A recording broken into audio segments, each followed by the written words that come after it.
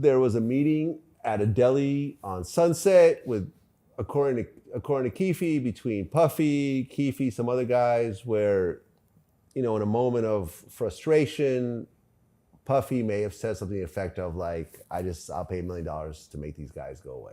You did just solve the Tupac case. I mean, yeah. I'm gonna give it up to Vlad.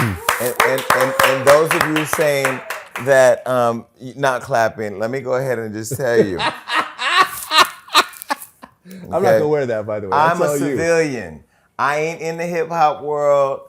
I tip my toe in it, I tip out. But I'm a civilian. Let me say this.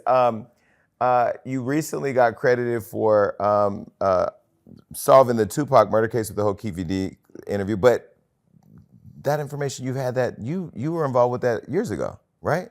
Didn't you do an interview years ago? The interview was 4 years old. Yeah. Yeah. So that you did. Yeah.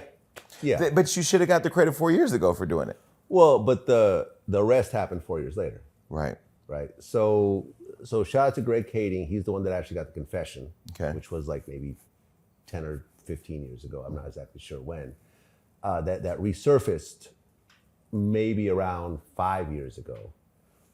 So I'd already known that Orlando had killed Tupac or was heavily involved in that situation since like 2007 or something like that. And he's been dead for a while. Yeah, Orlando's dead.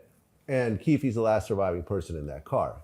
So, I knew about the confessions, which kind of coincided with a lot of the other stories that I did, because I interviewed the first responder, I interviewed the guy behind the car. How do you find all these people? You find them, man. You research, you watch documentaries, you watch other interviews, you get a hold of people, you talk to people. It's a whole thing. There's relationships, there's people that know people. And I knew someone who knew Keefe D. So we got in contact, and Keefe D had just written a book. And that book was the basis of that interview. But did he reach out to you to have the conversation? Well, we reached out to him, and then the co-writer of the book hit me back. Right. So they're putting out a book. So and they want to promote it.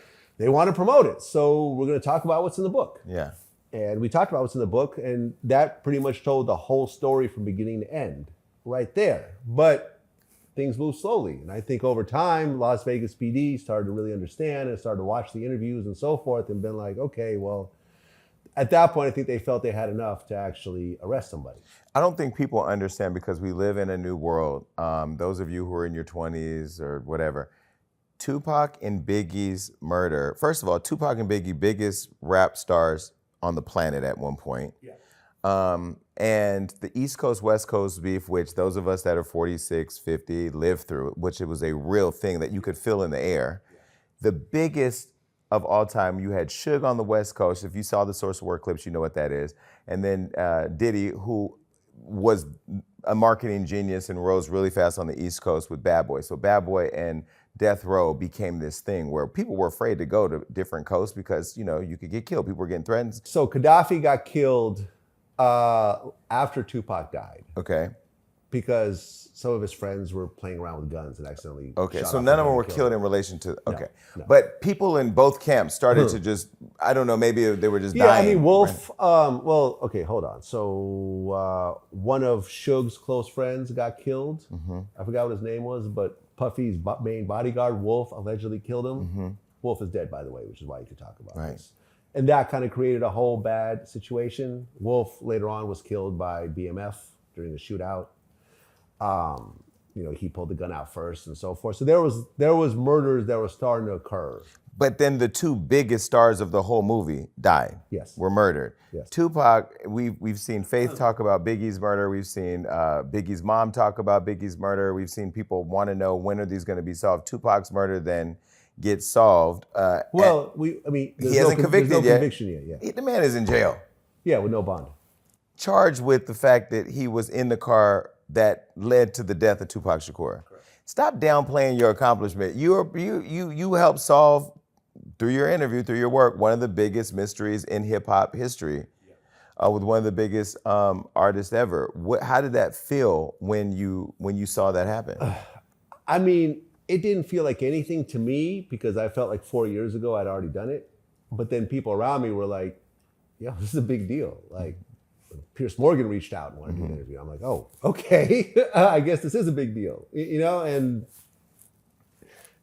to me, it wasn't, because I'd already done what I planned to do, which was to lay it all out and with all the details. But once the arrest happened, the rest of the world found out about it. Because like, I could be around an army of non-hip hop fans and nobody will know who I am.